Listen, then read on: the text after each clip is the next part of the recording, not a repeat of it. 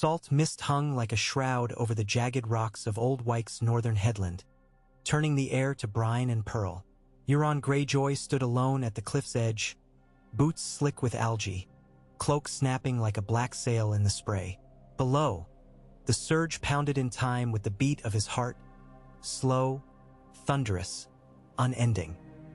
He lifted his patch to feel the wind against the useless lid of his missing eye, savoring the sting. In that sting he tasted prophecy. When the first dream had come, long before exile, before the forsaken voyage, before the driftwood crown. He had been a boy lost in the loft of Lord Quellen's keep. The dream whispered of scales the color of midnight tides and wings vast as summer storms, but it was the scent that lingered, a copper salt tang of ancient blood. The Iron Islands were too small for such a scent. The seas themselves could scarcely hold it.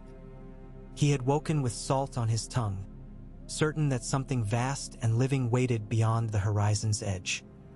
Years later, aboard his first prize ship, an arbor redkeel called Maiden's Mercy, he tasted that same salt in a crippled Valyrian chart pried from the captain's chest.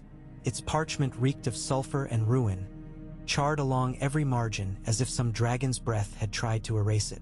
Here lay the sunset sea, bold and blank west of Pike, the parchment curling into emptiness where other cartographers scrawled monsters and warnings. Here too, in faint Valyrian glyphs, curled a word that set Euron's blood ringing, Kraken Wirm, etched by a trembling hand that dared not call it dragon. From that night he dreamed more deeply. He saw shattered towers bowing beneath green fire, saw a lone horn forged of fused ribs and black steel, saw a cracked obsidian egg half buried in seabed silt. He woke each dawn with his palms aching, as if they had held it. The Kraken Wirm called. A boy of Pike might ignore such calling, but crows I never would.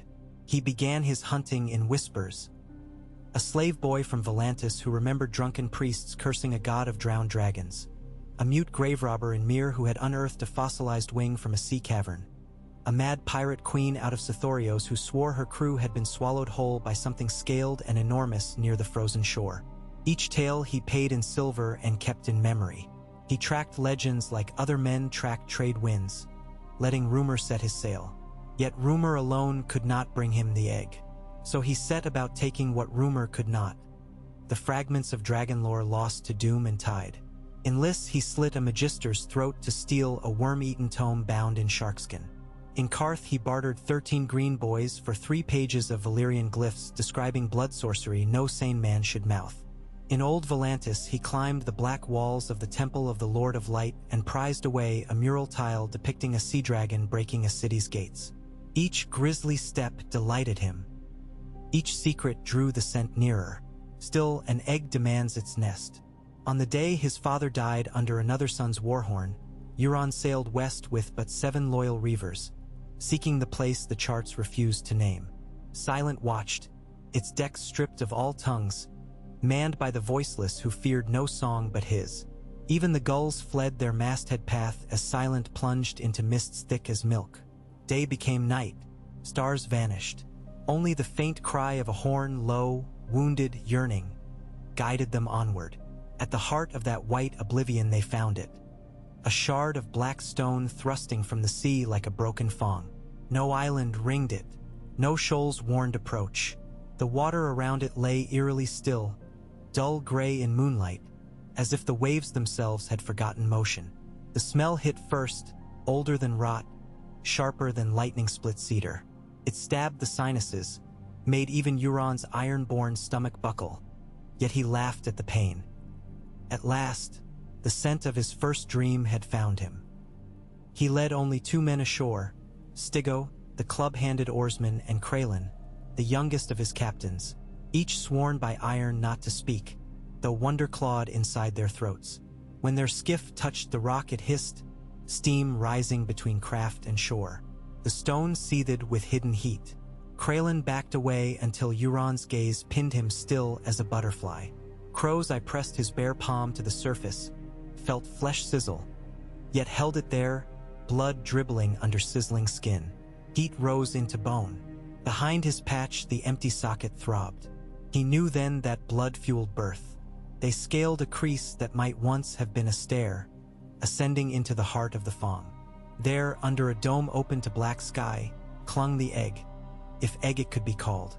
It outweighed an anvil, black as drowned coal, veined by faint pulses of dark blue light that beat like a slow heart. Not smooth, but armored, each scale the size of a man's fist overlapping its neighbor. Between scales flowed tarthic resin trickling down the pedestal, pooling, congealing. Strange runes ringed the plinth, eaten by centuries of brine, yet recognizable enough for Euron to mouth in whispers. Letters mined from the worm-eaten tome, inked in nightmares across his memory. As he spoke them, the blue pulses quickened. Kralin tried to flee then, but Stigo barred him with burned or in silent snarl. Crows I drew a length of glassy obsidian, the blade he had stolen from a Carcosi warlock. With it he opened Stigo's throat. Blood sprayed the egg, freezing to crust before it struck. The egg drank, throbbed again louder. The fumes tasted of copper and salt. Euron welcomed them. Kralin fell to knees, praying to gods of salt and storm. There was no answer. Euron's blade found him too, gut to gullet, spilling offerings that hissed upon the plinth. The runes flared blue-white. A crack echoed through the vault. Euron stepped back, breathing fire of his own, palms raw, ears ringing with a sound older than thunder. The egg split along a seam finer than spider silk. Inside, something immense shifted, shoulders scraping shell, wings beating slow beneath viscous membrane. Heat blasted outward, steaming sweat from Euron's brow. He laughed, giddy as any new father. With eruption of scale and brine, the hatchling burst forth. Not the sinewy elegance of Drogon, nor the midnight fury of Vagar's memory. This thing was broader, breastplate thick as a galley's bow, tail a barbed anchor, wings translucent yet edged like sharded obsidian. Its skull carried twin ridges curving into points that framed eyes a blue so deep they drank the torchlight and returned nothing but night. It opened a maw lined in triangular teeth, released a roar that felt like the sea itself rearing from the deeps. Every torch died. Darkness did not blind Euron. He felt its breath, felt the heat drying his sweat in an instant. In that breath he smelled not smoke but brine. A sea dragon, born of salt and twilight. He spoke again, words that shook his cracked lips. The hatchling's pupils narrowed upon him. He bared a bleeding palm. The dragon tasted the air once, twice, then pressed its snout against his hand, lapping blood with a raspy tongue. A chain locked between monster and man, forged in copper and song. Outside, the sea rumbled. Silent bucked at anchor as though slapped by a leviathan. Masts creaked, crew scrambled, but none dared leave their posts. A pulse rippled outward from the black Fong, sending rings across the still water. Gulls wheeled madly, screeching, then fell silent, driven from sky by the dragon's dawning tide. Euron named her Abyss. He bore her down the melted stair as dawn bled gray over a horizon that had lost all stars. The morning of fangs, he would call it later, though there were none to mark the calendar here. The crew stared as Abyss slithered across the gangplank, wings tucked tight, tail thrashing like a scourge.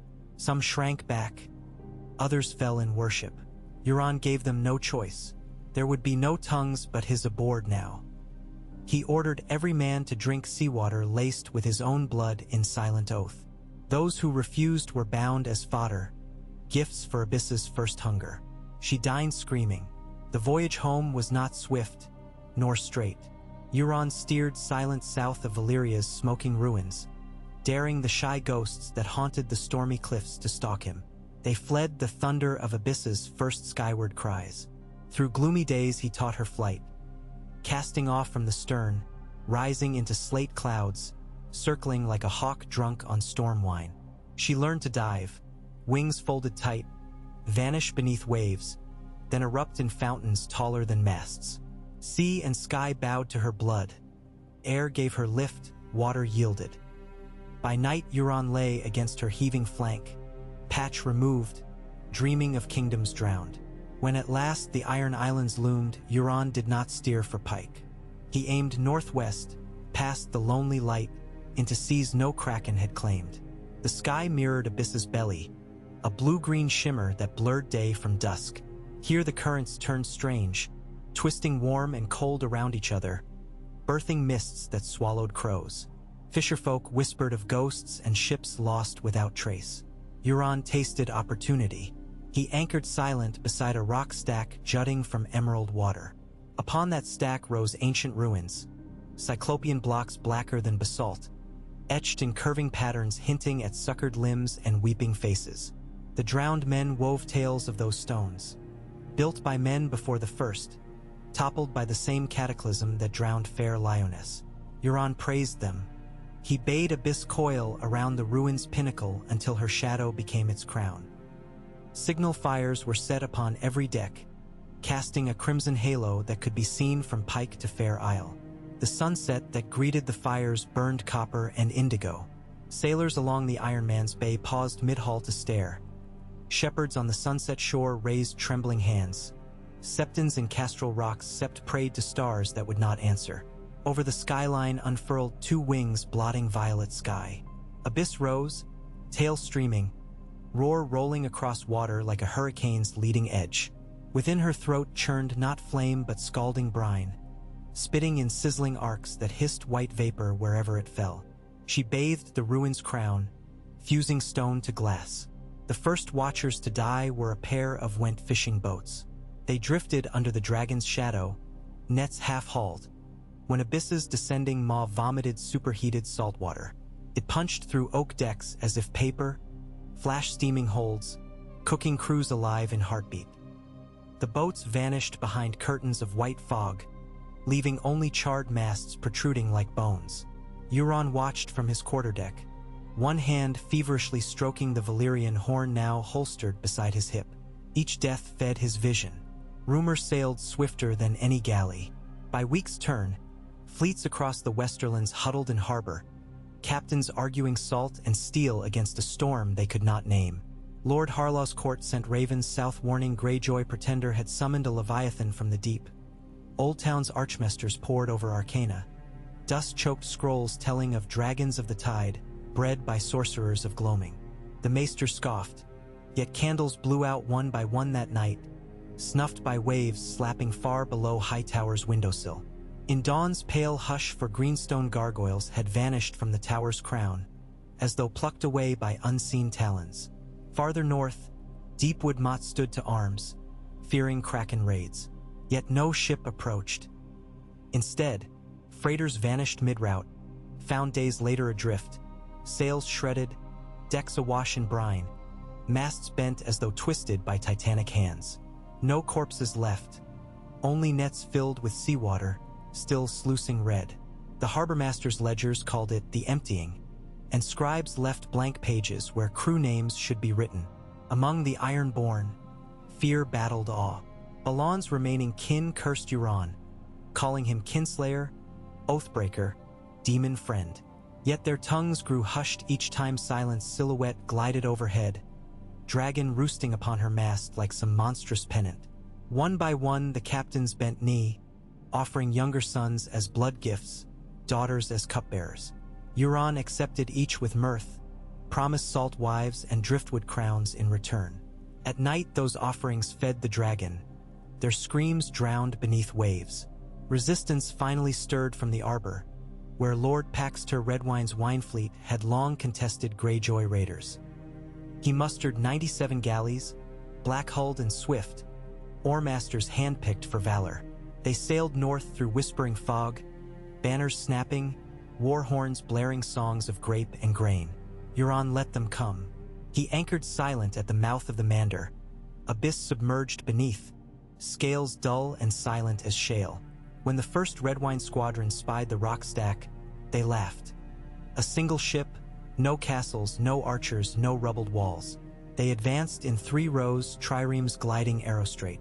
Euron stood upon his prow, arms raised in welcome. He blew the Valyrian horn thrice.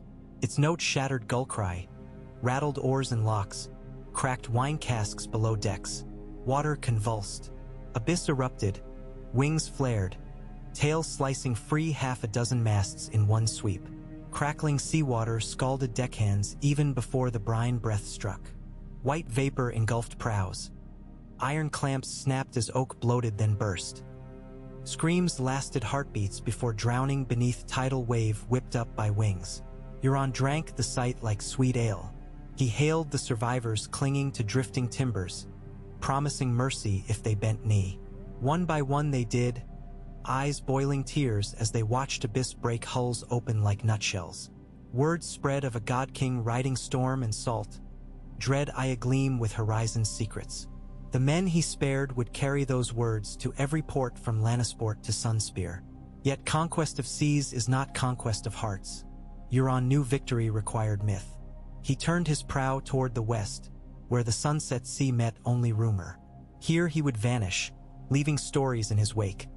Of an empire brimming with drowned dragons, of ships that sailed beneath waves, of a crow's eye crowned by coral and smoke. Weeks would pass with no raid, only drifting debris and strange shadows beneath fishermen's keels. The memory of Redwine's defeat would ferment into terror. Thus began the taking of the Sunset Sea, though in truth it began not with cannon or sword, but with silence. Harbors stood emptier. Traders hugged coastlines, mapping every swirl of current for sign of wings. Gold cloaks patrolled King's Landing's docks in vain. Small folk filled septs, praying for Dragonslayer saints lost to time. Meanwhile, in the silent deeps, Euron charted possibilities. Islands west of Lonely Light rumored by Ibn whalers, a chain of archipelagos glimpsed by summer islanders who never returned. He would claim them all, raise saltwater citadels with drowned stone, seed them with Kraken WRMS yet unborn. Abyss grew daily, scales hardening to living onyx, wings swallowing sky. She birthed wakes that could overturn longships. Sailors spoke of her eyes, deep blue coals glowing beneath water on moonless nights. In some ports men nailed shut the mouths of their dead lest her hunger smell them. In others they burnt nets, abandoning sea's bounty for fear each catch hid dragon hatchlings. The church of the drowned god gained converts, yet its priests trembled, for this dragon's coming did not fit their scripture. Beyond fear, a different hunger stirred. Ambition.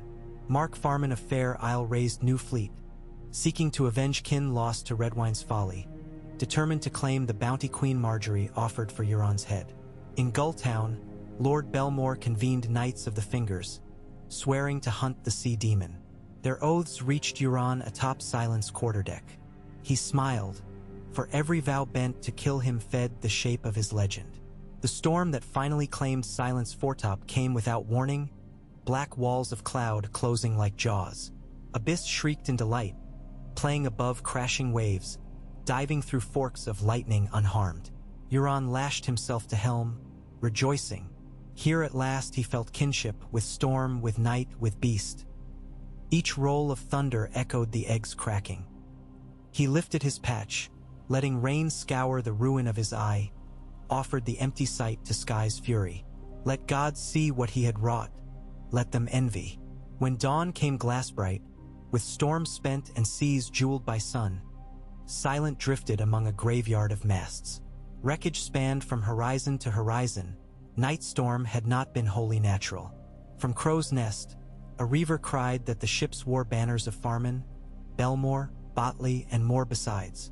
They had converged, seeking him only to find the maelstrom's maw. Abyss's roars had lured them, her dark shape masked in cloud, tails smashing keels as lightning blinded. Euron's laughter rang hollow in morning calm, the only voice above gulls picking flesh from floating corpses. He ordered the silence's hold opened to the dead. Every armored body grappled aboard was stripped, their hearts carved out, offered to Abyss in feast. Blood pooled on deck, leaching through scuppers, painting hull a ruddy hue. Euron waded barefoot, leaving prints that filled with crimson. He did not wipe them clean. He let the sun bake them into wood, a sigil of his reign. That night he dreamed again, deeper still, of cities built on coral spires, thrumming with dark energy, of a throne carved from barnacled bone, set upon seabed beneath whispering current, of himself seated, crowned by a living ring of writhing tentacles, yet untouched by water. Abyss circled above, her breath-forging whirlpools that swallowed up continents. He woke thrumming with purpose. The Sunset Sea would be but a stepping stone. First, though, came ceremony. He returned to pike under banners woven from drowned men's hair, abyss circling high. The Ironborn gathered upon the stony beach, tongues thick with dread. Euron walked barefoot across wet shale, horn gleaming at his hip, trailed by mute priests bearing chests of black coral. He summoned each captain in turn, kissed their brows with salt water thickened by his blood, gifted them shards of coral carved into shapes resembling dragon eggs. "Plant these in sea's womb," he murmured, "and reap your glory." Some wept, some gagged, all obeyed. Atop the sea-stone chair, Queen Asha watched, knuckles white around the knife at her belt. She might have challenged him, might have hurled the knife, but Abyss perched upon the tower of the great keep, her wings mantling moon. One hiss shivered granite. Asha swallowed words that might have saved her people. Euron saw the defeat and marked it. He spared her this time. Legend required living witnesses. With the Iron Islands cowed, he swept west once more, this time with followers, a flotilla of silent sisters, their decks packed with reavers drunk on prophecy. They prowled waters beyond even whalers dared, discovering archipelagos of basalt needles and lush atolls blooming with pink sand. They found ruins older than memory, halls carved from jade, statues of fish-eyed gods staring eternally seaward. In those ruins they discovered more eggs, smaller, dulled by age, yet pulsing faint under moonlight. Euron gathered them like jewels, storing each in lead-lined holds, fed by blood of volunteers eager for sea dragon mounts of their own. Not all eggs would hatch, he knew, but some would, enough to seed empire. For the Sunset Sea hid secrets of its own. Warm currents beneath ice-rimmed water, deep trenches lit by pale fires, voids where sound died. Abyss guided him, diving deeper each mile west, as though summoned by a song only dragons of salt could he. Far below, Euron glimpsed shapes shifting in gloom, vast silhouettes sliding through black water, eyes luminous with hunger, companions for Abyss or rivals. He meant to bind them all. Thus the first winter after the Morning of Fangs ended with rumor multiplied, fleets shattered, thrones unsettled. King Tommen's council begged for answers. Citadels dispatched ravens stuffed with cryptic warnings. But nowhere in the Seven Kingdoms did man or maester dare name what truly stalked the deeps. A dragon born of night tide, bound to a man whose dreams outpaced death. And in the solitude of the endless sea, beneath constellations uncharted, Euron Greyjoy stood upon Silent's prow, patch fluttering in brine wind, both hands resting upon the horn that had cracked skull of first hatchling. He lifted it to lips flaked with dried blood and salt, sounded a single note. Abyss answered from below, tail stirring a swell that lifted fleet like toys. The note echoed across waters unseen by mortal eyes, summoning things that did not know day. Somewhere to west, a lantern burst to life upon an unfamiliar shore. Euron smiled. A kingdom of waves awaited. Land would soon bow, but first came silence, slow as tide, patient as rot, devouring the edge of the world. The Ironborn called him Crow's Eye, but he felt another name blooming in his chest, shaped like a mawful of seawater and fire. In months to come bards would sing it under hushed breath. Storm Kraken, dragon of the deep, drowned king reborn. He cared not which they chose. All would drown the same, and so the sea inhaled and held its breath, waiting. Salt-flecked spray sheeted across Silent's weather deck as dusk bled its last pale copper into the churning western horizon. Months had passed since the Storm Kraken's horn broke the fleets of Redwine, Farman, and Belmore. The Seven Kingdoms still whispered, yet no raven had found Euron's course since. For those months the Crow's Eye had traced coils through the cat's-cradle currents of the Sunset Sea, chasing omens, feeding Abyss, and sowing nightmares where no chart dared commit ink. Now, beneath a moonstone sliver of new moon, the hunt for deeper mysteries began. They came upon the atoll they would call Whisper Skull only by accident of doom. A reef, jagged as shattered ribs, bit through the belly of a sister ship, the Black Whelk, so swiftly half her crew drowned in their hammocks. The wreck's keel snagged fast and high, leaving her torn hull exposed like the innards of a gutted shark.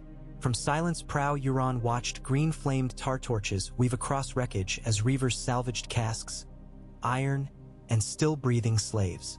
Waves glided through open timbers with a hiss that sounded too deliberate, almost a word. Abyss circled overhead, wings hammered to onyx, each downstroke forcing Spindrift into brief levitation before gravity reclaimed it.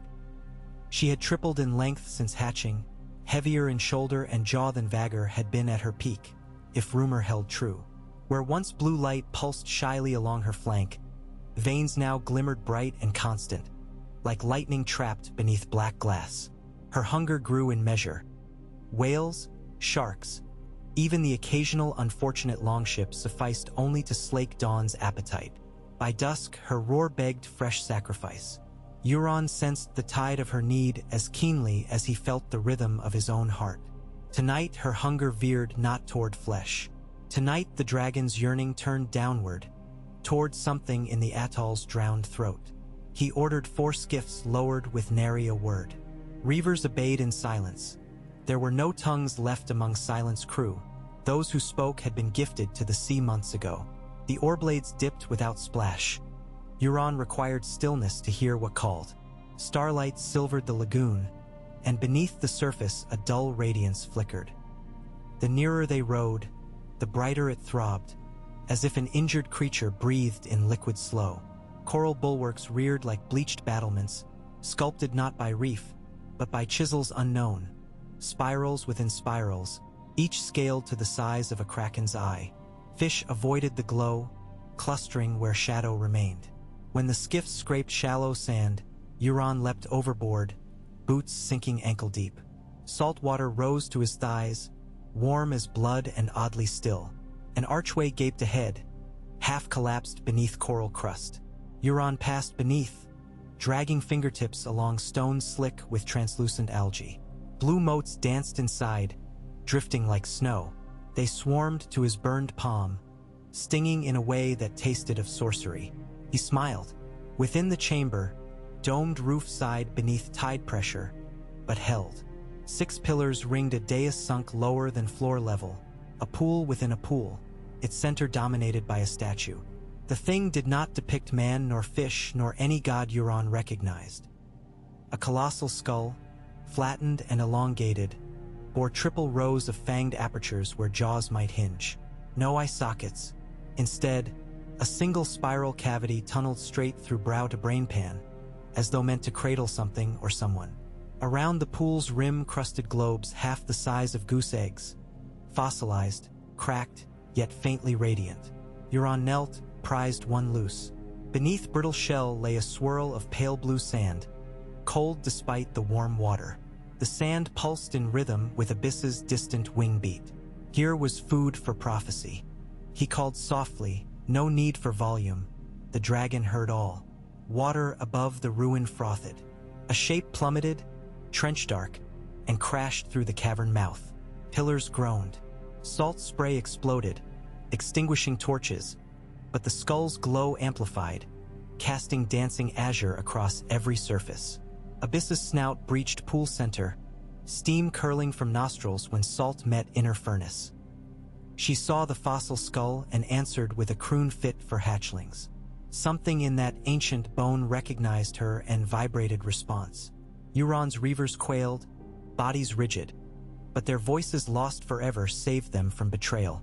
He strode onto the dais, boots sloshing. "Feed," he whispered, slicing thumb to drizzle blood upon the blue sand. Abyss dipped her tongue, tasting copper, tasting dust of secrets. Her eyes filmed over, then cleared, pupils dilating to thin slits. A growl like grinding glaciers escaped her chest. The skull statue echoed the growl. Water roiled. From hidden vents in the stone, tendrils of phosphorescent liquid poured, spiraling around Abyss's neck, leaving rune shapes that clung like living tattoos. She drank and drank. The cavern darkened until only those runes shone. Euron felt wet stone quake beneath his knees and welcomed the trembling. Rune lines crossed to his own boots, seeped through leather, crawled up calves like burning vines, burrowing below skin. He bit his lip to restrain laughter. When Abyss finally withdrew, the water in the pool was gone. Drained through porous seams to blackness far below. Within that abyssal pipe, faint echoes suggested cavities huge beyond reckoning. Abyss stared downward, wings half raised, tail twitching thrice. She wanted to descend. Euron's palm touched her brow ridge, stroking the magma-warm scales. Not yet. We will return when you're queen of all waters. Behind him, one of the reavers sank to knees, eyes rolled back as rune light crawled into his throat. He convulsed, silent spasms jerking limbs until bones snapped. When the light faded, only brine leaked from eyes and ears. Euron considered the corpse. "Mark the spot," he said to the others, handing them coral shards. "Prepare stone chains. The dragon will return at moon's turn." They nodded, mute obedience absolute. He pried a second globe from the rim, larger than the first, shell uncracked. It pulsed with steady heartbeats. This he pocketed within a pouch of blood leather, next to the Valyrian horn. Some eggs did not demand fire or flesh. Some demanded only the drowned song of the deep. Word of vanished fleets could be cloaked. Rumors of vanished seasons could not. Summer lingered past its rightful time across the western seas. Crops refused to brown. Storms refused to freeze.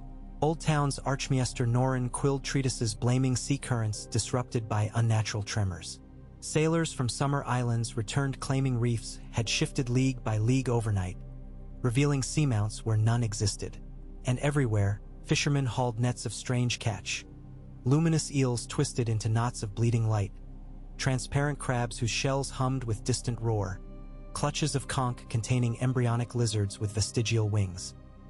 In King's Landing, the Red Keep's maesters smothered panic with parchments thick as small clothes. Yet night after night, Blackwater Bay glimmered with eerie fluorescence, and small folk swore the color matched the phantom dragon said to haunt far waves. Tommen's Regency Council put 10,000 gold dragons on Euron's head. No sell sale accepted. Something colder than fear stalled each volunteer. A sense that the ocean itself had become his accomplice. Only one man dared the bounty, Ser Yon Wild, famed monster hunter from the Stepstones. He commissioned an experimental war galley, the Stormpiker, triple hull of black ironwood braced by Valyrian steel ribs salvaged from Qohor.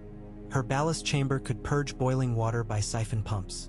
Her ballistae fired corals tipped with alchemist's wildfire that burned even underwater. Wild hunted west, guided by star maps scribbled from tortured prisoners who had survived Abyss's distant roar. For 43 days he found nothing but fog and the shadows of his own sails. On the 44th, he saw twin wakes slicing alongside Stormpiker. No whale breached, no fin cut. The wakes matched pace, unhurried. They multiplied 5, then 7, then a dozen until water ahead churned white. At dusk, Wild lit his wildfire corals. Green ghosts danced upon bolt heads. He fired into the churning sea. Flames swallowed swells, but the wakes remained. Beneath burning surf, something vast turned belly up, scale upon scale coiling like a living whirlpool, then slithered deeper, extinguishing green with the cold of trenches. The wakes vanished. Silence claimed the deck. Wild ordered calm, ordered lanterns doused. Moonless black enveloped them, until a single vertical shaft of blue light shot upward from the sea, a beacon piercing clouds. Wild reversed sail, wind slapping canvas in panic, but the blue pillar tracked them, closing. All at once it winked out. Darkness resumed. Then water erupted. Abyss cleared the waves at full wingspan, soared above the Stormpiker, blotting out even stars. In the fraction of heartbeat before fear birthed mortal screams, Wild glimpsed runes pulsing along her throat like veins of lightning. Abyss did not breathe fire. She exhaled a cone of scalding brine infused with that blue beacon light.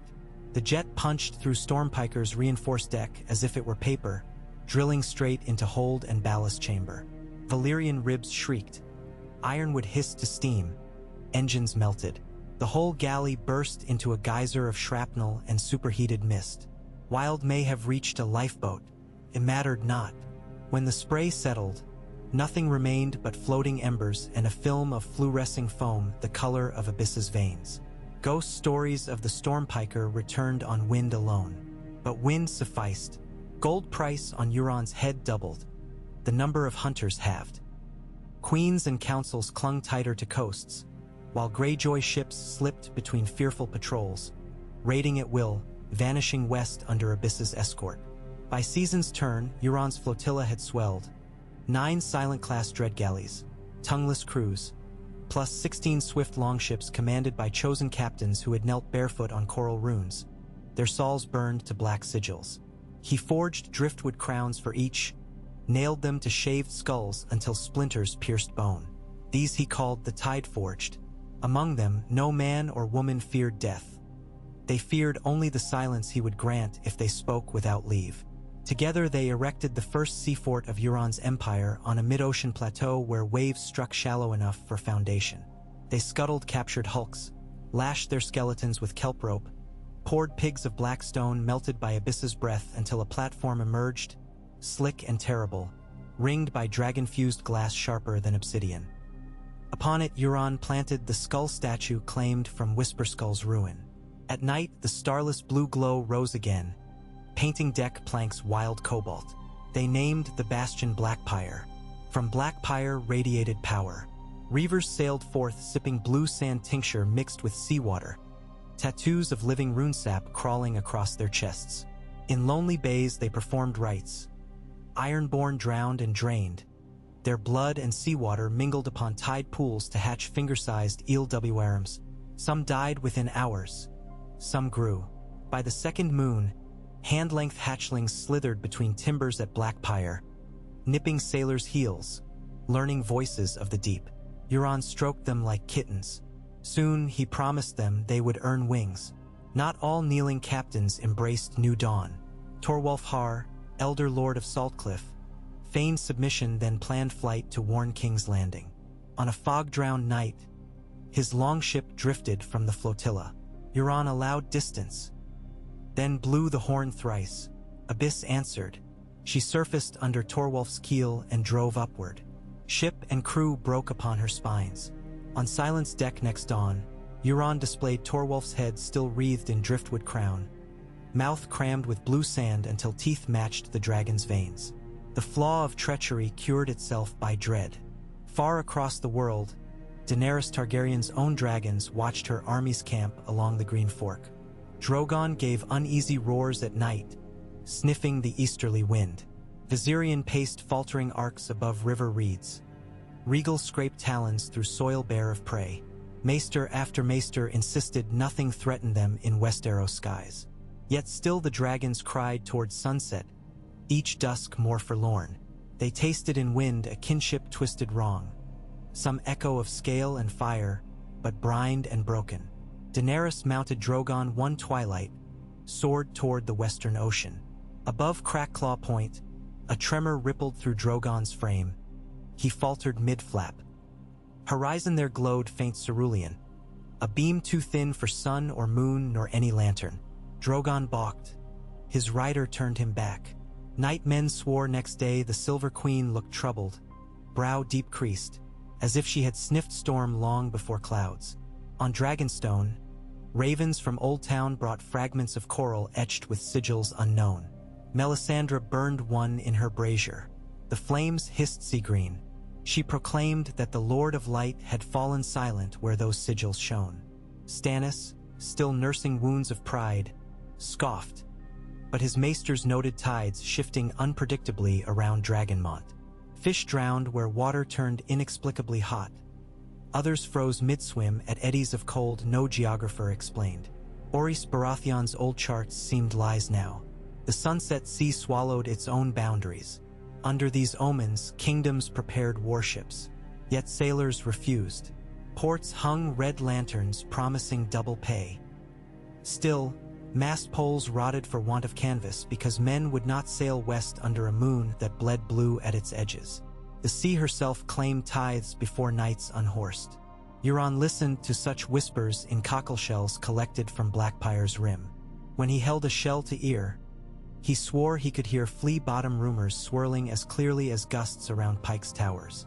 Secrets traveled in brine faster than ravens. He sipped mead, tasting fear sweeter than honey. But conquest demanded shape. Fear must crystallize into surrender. He envisioned a spectacle so profound it would engrave dread upon the bones of every Westerosi child for 10 generations. The Redwyne defeat had shattered fleets. Stormpike's vaporization had silenced hunters. Yet the flower of chivalry still dared hope Dragonslayer steel might prevail. Euron would pluck that hope like an eyelash. The target: Shield Islands, guardians of Mander's Mouth, jeweled stepping stones to Old Town's coffers. 4 castles garrisoned by Hightower's finest and Tyrell's golden sons. If those bastions fell in a single night, the Reach would bleed saltwater forever. He gathered flotilla beneath cloud-black midnight. No moon. Abyss cruised overhead, scales drinking starlight until she became starless void itself. Tide-forged captains followed her wake, hulls daubed with pitch to swallow reflection. Silent winds propelled them. Winds summoned by chance whispered through rune-scarred throats. The sea obeyed, flattening ripples to glass mirror. Not a gull screamed. At Shieldbreaker's outer reef, Abyss dove. She did not breathe brine this time. She exhaled song, a subaqueous thrumming that rattled castle foundations as if deep drums beat inside stone. Walls shuddered, torches guttered. Soldiers stumbled from barracks half awake, swords unbelted. They scanned night horizon, saw nothing but shifting dark. Euron's dread galleys slipped into harbor, anchors lowered in whispers. Mute crews scaled dock pilings, rune marks glowing enough to peer but little enough to hide. They spread across bailey and courtyard, crumbling gate winches with crowbars. Tide-forged blades kissed throats still dreaming. Not until shield bells chimed 3 times did alarm catch. By then, portcullis hung open, and Abyss's shadow fell upon Inner Keep. Ser Brynden Redwyne, grandson to Lord Paxter, rallied 300 men on Curtain Wall. They loosed flights of barbed crossbow bolts. Most clattered off Abyss's armor like rain on tombstone. A handful found soft webbing between wing joints. The dragon shrieked, more irate than hurt. She replied with brine beam that carved parapet to slag, sluicing molten stone onto men below. Those not incinerated were swept off rampart by following wave. Within courtyard sludge, Euron strode clad only in dusk leather breeches and grease-black breastplate inscribed with Ophrysteel glyphs. His patch removed, he stared down Ser Brynden's ragged line. "Kneel," he crooned, voice dredged from abyss.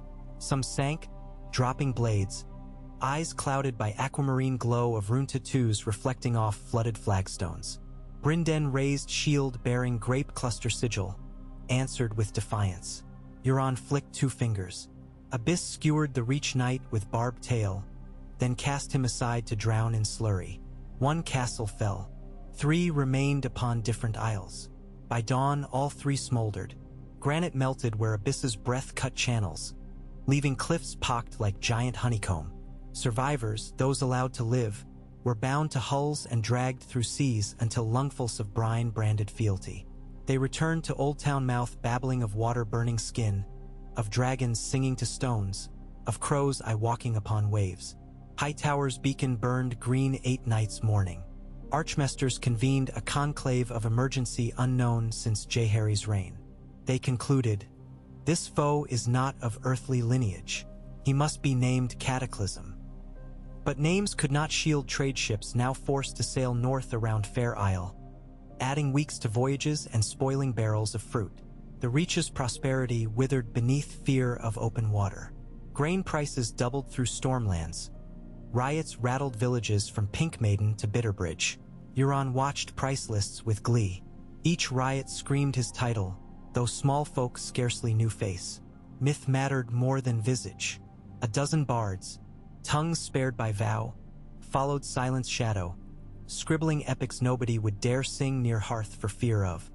Summoning Abyss, Euron made certain fragments leak to taverns. Terror spreads fastest when sung. Still, Abyssal Call tugged him back to Whisperskull's ruin. Moon's turn approached as promised. He sailed with only Silent, leaving Blackpyre guarded by Tide-forged legate Captain Ullen Wetback, a eunuch whose lungs could hold breath 5 times long enough to drown unbelievers below keel. Abyss submerged ahead, guiding, as if she knew route the way salmon know river of birth. This time Tide drew out, revealing archway entrance wide enough to admit dragon wings. Euron dismounted upon slick shale, palms tingling anew with rune light. Inside chamber the fossil skull thrummed louder, echoing Abyss's heartbeat. No glow remained in rim globes, spent, but new ones nested, secreted by unseen forces. Fresh eggs, their shells translucent, each containing swirling blue sand and a spark of darkest flame. He counted 19. "A clutch for an empire," he whispered. Abyss agreed, rumbling chest song. She folded wings tight, lowering breast to pool edge that once drained. Now, instead of water, air shimmered with heat. Distant roars, many, not one, rose from depths. Shapes writhed beneath gulf of darkness. Silhouettes winged, yet finned, serpentine as kelp but thick as castles' keeps. Abyss answered them with a call that cracked stalactites. Euron felt stone pulse like living flesh. The skull statue's spiral cavity sparked with lightning. Something within demanded occupant. He placed his palm upon it. Rune light leapt from flesh to fossil. Spiral drank. Memories not his flooded mind. Cities beneath oceans older than moonrise. Wars of scale and shell waged where sunlight never reached. Gods forged of pressure and time whose voices whispered in whale bones. He glimpsed tides swallowing continents. He saw humanity's empires as footnotes scratched in sand before tide came again. All this knowledge bled into him through the spiral. When contact broke, blood ran from his nose and ears. He licked it, savoring copper. "I have seen," he rasped, voice half gone. "Abyss, it begins." He gathered eggs into net woven of drop spider silk.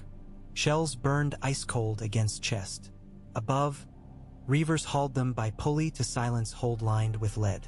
Euron wrapped each in lambskin smeared with his own blood and brine. He whispered to each shell, telling them of seas to flood, suns to extinguish, worlds to drown. They pulsed reply, grateful children. While crew loaded, Abyss plunged into the gulf beneath skull, vanishing. Minutes became hour. Silence deckhands muttered without words, flickering runes upon tongues raw and scarred. Euron sat cross-legged at prow, patch turned to skyless ceiling, trusting dragon's purpose. At last, water heaved. Abyss breached underside archway, not alone. 7 creatures flanked her, smaller, half her length, still sheathed in mucus of birth, but alive. Their wings looked too slight for air, yet they glided atop water with effortless buoyancy, barbed tails steering like rudders. Blue lantern eyes regarded silent. These were not her offspring, they were feral siblings birthed deeper. Abyss crooned. They answered. A warband, Euron thought. He smelled conquest. She herded them toward open ocean. Euron ordered hatches sealed, hold lanterns doused, sails trimmed for following wind conjured by dragon's beat. Silent followed flagship of scales, plunging into fog thick as whale fat. Behind, Whisper Skull's archway collapsed. Stone scree thundered, sealing cavern. The path home destroyed, the children newborn, the tide unstoppable. Blackpyre greeted returning mother with horn blasts, reavers drumming salt barrels. The 7 young sea dragons circled the sea fort, exhaling clouds of scalding foam that glazed outer rampart into glass ramparts. They devoured ILWYRMS like snacks. Abyss watched, approving. Euron convened council upon fused skull dais. Captains knelt barefoot in sloshing tidewater, rune tattoos glowing. He paced before them, voice low thunder. "We sail at new moon to Old Town. The high tower will kneel or drown, and the citadel shall feed our hatchlings every secret scroll they've hidden from tide." He outlined plan. Dread galleys to blockade Honeywine, sea dragons to batter keys, using tails to shatter stone piers, Abyss to anchor above beacon flame, exhaling brine beam into tower's foundation until high tower toppled. Amid chaos, Silent would land strike team via flooded sewer cloisters. Euron himself, horn in hand, to claim Valyrian swords rumored in Archmaester vaults. All this before dawn's first bell. Captains' faces shone ecstasy. Some wept salt tears, others carved offering cuts into arms. They tasted certain victory. Only Legate Ullen spoke, his tongue recently stitched back by stave, privilege of command. Rough gutturals asked, "And the dragons of the Targaryen queen? She sits east with 3 of fire. Fire and water, one snuffs other." Euron's smile carved deeper lines. "The queen's whelps will come. When they do, they'll find only ocean. Fire extinguishes, water nourishes. Their flame will hiss, sputter, drown. Then our claws will close." He produced the lead-wrapped globe from pouch, held it high. "This egg will hatch only when kissed by flame. Let her dragons breathe. We'll feed them a brother born of both houses, her undoing." Captains roared, pounding chests, plans sealed with blood and tide. While war brewed, Riverland scouts delivered dire news to Red Keep. Shield Islands razed, Hightower threatened, small folk displaced. Queen Marjorie invoked her dower rights, funding a coalition fleet, Tyrell galleasses, Baratheon war dramans, Lannister prize galleys newly built in Lannisport. She named it the Dawnstar Armada, commanded by 3 admirals sworn never to retreat. They launched under banners of Golden Rose, Dire Lion, Crowned Stag, unfurled as if to coax sunrise itself. Dawnstar Armada counted more than 200 hulls. Each prow bore spiked ram of black steel. Decks bristled with scorpions wielding twin-stage ballistae using chains shot to entangle dragon wings. The Citadel contributed alchemical salts rumored to freeze water solid in an instant. Frostfire. Alchemists in gold masks tended vats glowing with pale chemflame. Tommen knighted every deckhand, promising heroes feast upon return. Bards composed verses before first sail. Yet harborside hucksters bet coin 20-1 on fleet's demise. They, like fishmongers, had seen blue glimmer in night tide and knew superstition seldom aired. The Armada rode south to Mander's Mouth, picking up stragglers, swelling to near 300. Gulls abandoned flight path, dolphins vanished. A stillness set upon sea that reminded oarsmen of storybook curses. On 7th day, wind died entirely, masts limp. Admirals ordered anchors to hold position, wait breeze. It never came. From north horizon, fog thick as suet padded forth, devouring color. Skies diminished to pearl. Drums sounded to tighten formation. Within shroud, creaks echoed louder. Sailors glimpsed shapes gliding beneath hulls, impressions of scale, each the length of a hull, silhouettes vanishing before alarm raised. Then the sea itself began to rise. Not a wave, a wall. Water heaved upward between ranks of ships, forming a ridge that split fleet in twain like a serpent's back. Atop ridge surf, abyss surfaced, wings flared, roar warping fog into spiral. The 7 youths emerged too, weaving figure eights around Mother, leaving contrails of blue light within mist. Panic. Some galleys loosed scorpions. Their chains wrapped nothing but air or snapped lengths of ghostlight. Frostfire canisters launched, hissing plumes that crackled to ice shards across water. Abyss's retch of boiling brine melted ice before it formed, detonating canisters prematurely, showering decks with molten shards. Sailors ignited, then plunged into water so hot skin sloughed before drowning. Others froze where secondary reaction cooled boiling sea to near freezing, causing skin to crack like clay. The younglings practiced kills, tails flicking masts, wings buffeting sails to capsize unbalanced hulls. They darted between ranks, breathing lesser brine bursts that drilled neat holes through planking. Some perched on deck only seconds, enough to rend ballista crews to ribbons, then leapt away before counterstrikes. Their glowing rune veins mesmerized opponents, offering horror's beauty before death. Amid carnage silent advanced like a funeral barge, oars menacingly slow, prow figurehead carved into Kraken WRM. Euron stood astride rail clad in barnacle-studded greatcoat, Valyrian horn strapped to chest. He cupped lips to conch and released a note deeper than sorrow. Water obeyed. The wall parted, forming trough. Enemy hulls slid into cavity, colliding, splintering, masts toppling onto neighbors. Fire blossomed where friction greeted pitch. Within minutes, Armada's neat array became logjam of burning timber. 3 admirals attempted rally at flagship Rosedawn. They signaled broadside of chained scorpions at Abyss's wings. For bolt struck, anchors locking into scale gaps. Abyss reared, shriek-piercing mines. Instead of retreating, she dove. Chains yanked over quarterdeck, snapping pulleys, dragging scorpion frames after her into sea's maw. Flagship listed. Deckhands hacked chains to save hull, but failing. Waterline breached, sucking men down. The dragon re-emerged behind, breath boiling stern to slurry. Admirals died nameless, bodies lost to whirlpool. Within 2 hours, Dawnstar Armada ceased to exist.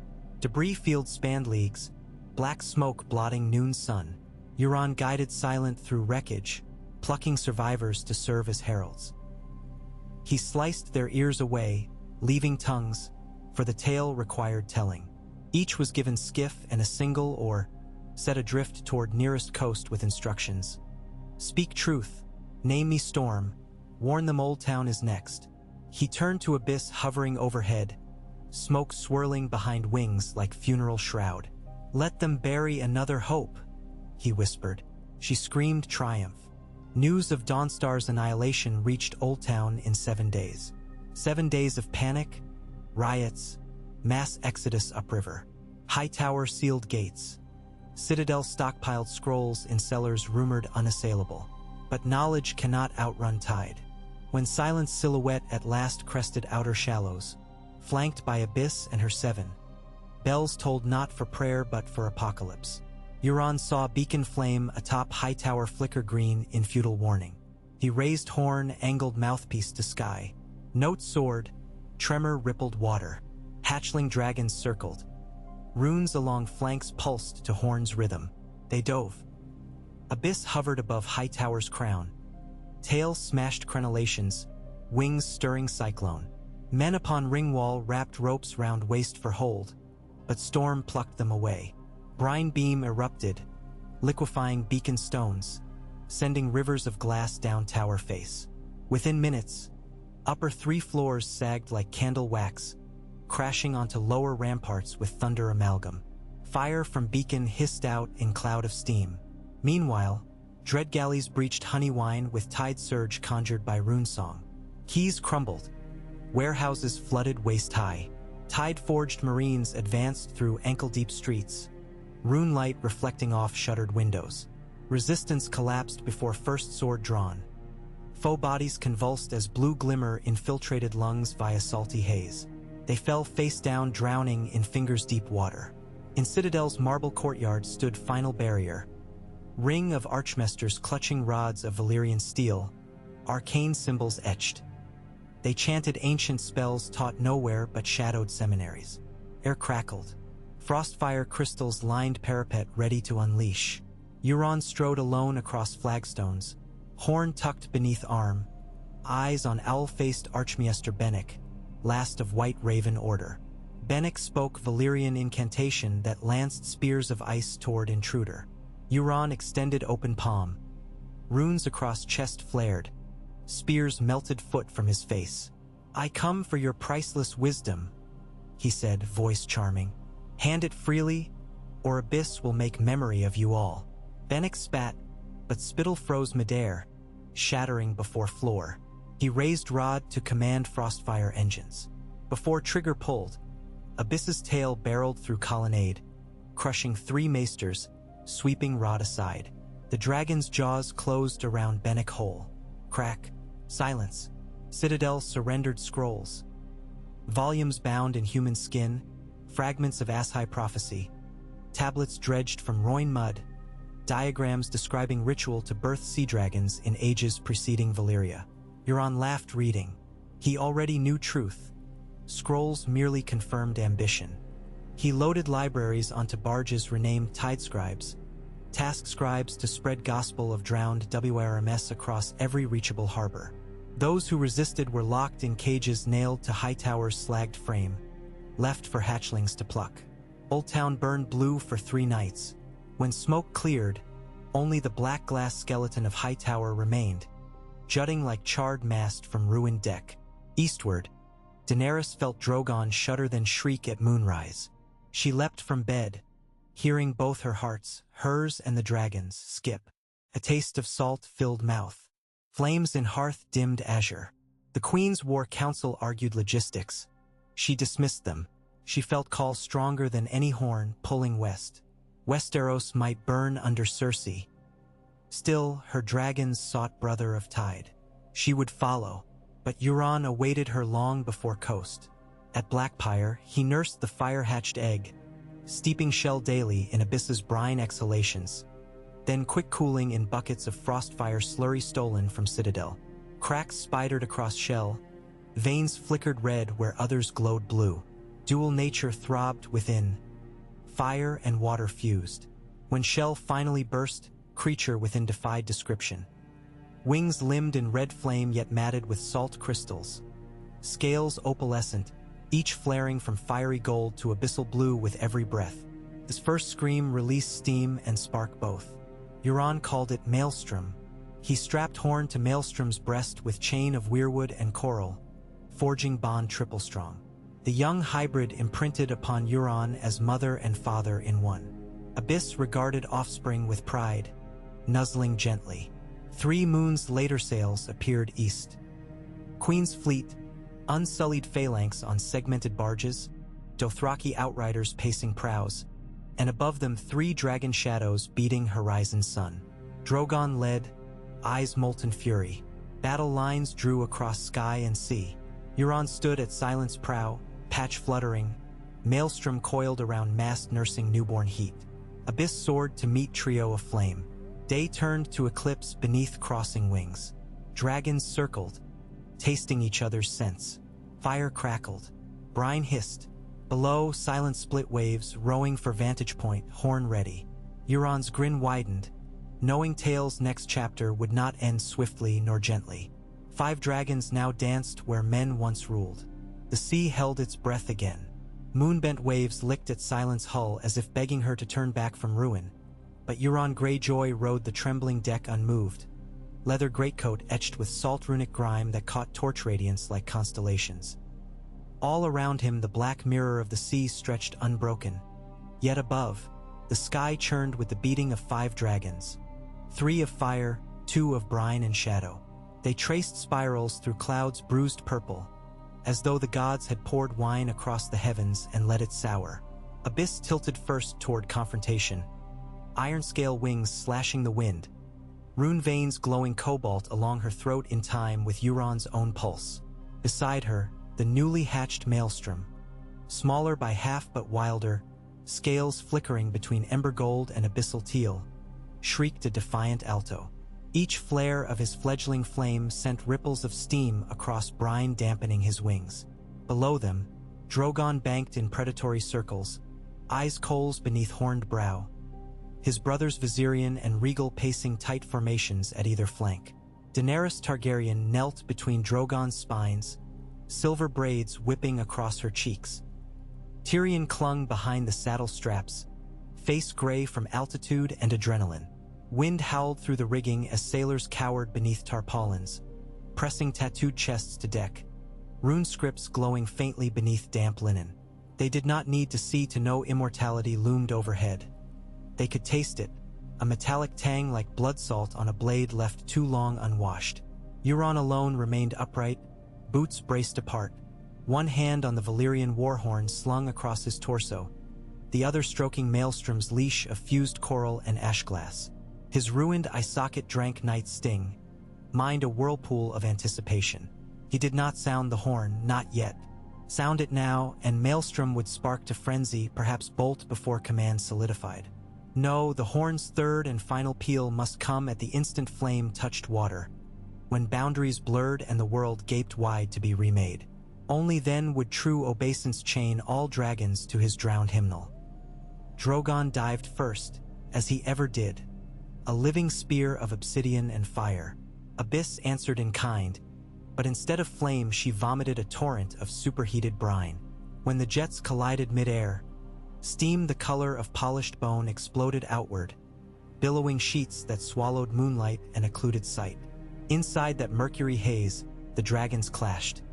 Claws rent scale, tail met wing, fire fizzed against salt, salt hissed against flame. Their roars merged into one titanic thunder that rolled across the sea and shattered into distant cliffs a league away. Maelstrom banked beneath combat, swirling in loops of chaotic delight. Each beat of his half-membranous wings left afterimages.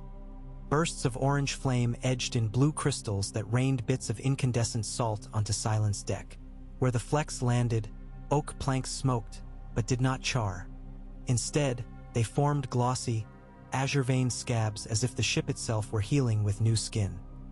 Euron bent and touched one, feeling it pulse beneath his fingertip. Warmth and chill intermingled like lovers. "Easy little storm," he whispered, and Maelstrom squealed, twisting mid-roll, tail carving luminous arc in air. On Drogon's saddle, Daenerys drove heels into scale, urging higher. Tyrion shouted advice lost to roaring wind. She could feel her children's disquiet, some alien note humming within the salt steam, a call to water that tempted them to fold wings and plunge. She fought the urge herself. Somewhere in her bloodlines, the sea beckoned too, an echo from days when Valyrians first tamed tides with sorcery long forbidden. Yet she steeled mind and heart. These creatures were hers, not his. Viserion opened jaws, spewing golden flame into mist to burn away the haze. Regal corkscrewed through the cleared lane, jaws wide, clamping onto Abyss's left wing base. Brine hissed, scale cracked under tooth. Abyss shrieked, reared, then twisted downward, dragging Regal with her toward the sea. Brine beam erupted from her throat again, not at Regal but into waves themselves. Water burst skyward in a geyser 30 feet across, engulfing both dragons. Steam swallowed them for an instant. When it cleared, Abyss alone climbed free. Regal tumbled, wings seared, scales rimed with salt crystals, before catching a ragged updraft and limping beneath Drogon's shadow. Drogon howled fury and dove once more, but this time Maelstrom shot up to intercept. Their bodies collided with a clash like Smith Forge on anvil. Sparks of flame, shards of frost, droplets of brine. An alchemy of elements rained downward. Drogon's size and age gave him advantage. He rolled, attempting to pin Maelstrom beneath claws and bite through tender neck. Yet the hybrid hatchling scales shifted hue to match heat. When Drogon clamped down, they blazed white-hot, scalding his gums. Drogon released, roaring shock. Below, Silent heaved. Crew moaned mutely as decks pitched. The runic scourings across hull glowed brighter, drinking spilled alchemy of sky. Euron exhaled trail. Not yet, he told himself, one finger stroking the horn's black iron ridges. He needed Daenerys closer to feel victory, then despair. On the quarterdeck of the Balerian's Roar, a Tyrell warcog repurposed as Daenerys' command ship, Grey Worm watched sky battle with rigid discipline. Catapults aboard were useless. Any missile might strike queen or dragon. All he could do was ready boarding grapnels, hope to snare Silent if she neared. Beside him, Missandei translated unheard commands to fetch her crews over crashing surf. Neither spoke of fear. Yet as steam clouds lit azure, then orange, then ghastly indigo, even unsullied hands trembled. Across port bow, the Dothraki water riders, horses stabled on barges, warriors itchy for ground that did not sink, raised curved bows, firing shafts that burned with alchemists' naphtha. Arcing through night, the arrows sizzled into ocean near Silent, igniting brief patches of flame. Euron laughed to see them. Fire on water delighted him, but he did not order retaliatory shot. He wanted the queen's full attention. Daenerys obliged. She urged Drogon into steep climb above crosswinds, then angled him into stoop. The great dragon folded wings, plummeting talons first onto Maelstrom and Abyss entangled midair. At velocity rivaling meteors he struck.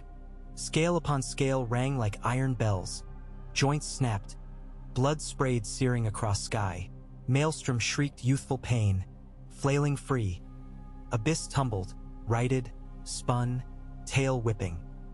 Drogon's momentum carried him past them and toward the sea surface, where he unfurled wings, skimming foam. Euron slid the horn's mouthpiece between teeth, breathing once to feel its glass-sharp edge draw blood from his lip. Salt and copper pooled on tongue. Not yet. He waited for Daenerys' second dive, eyes on Drogon's silhouette climbing again. Maelstrom steadied, wings pumping, fear replaced by exhilaration. He coursed toward Drogon's flank, exhaling breath that fused brine and flame, a cascade of superheated vapor laced with scorching embers. It struck Drogon's wing membrane, crisping holes through leathery sail. Drogon roared surprise, rocked sideways, but pressed on. Abyss flanked Drogon's other side, ignoring Rhaegal's feeble attempt to intercept, ignoring Viserion's strafing flame. Her jaws parted wide. What emerged was not water but a cone of shimmering black mist, sea smoke from trench depths, so chilled it left rime frost on air itself. When that chill collided with Maelstrom's scalding vapor, a thunderclap reverberated like continent cracking. Shockwave knocked Viserion into tailspin and rattled Silence masts. Daenerys clung tight as Drogon bucked. Her gaze found the man on the prow, horn in hand. Moonlight glinted off Euron's eye-patchless socket, making it gleam like a black opal. She felt hatred surge, partly her own, partly Drogon's. She would melt him where he stood. She signaled downward to Grey Worm. The unsullied captain relayed by flag. Queen intends direct strike on flagship. Grey Worm barked orders. Balerian's roar veered starboard, her escort ships adjusting, clearing path. Euron raised the horn high then, letting moon silver the Valyrian glyphs along its length. He blew not full force, but a keening overture. The sound crawled across waves like living thing, burrowing under timbers, under skin. Unsullied froze mid-march, arrows stalled on bowstrings. Even Daenerys felt it vibrate in marrow.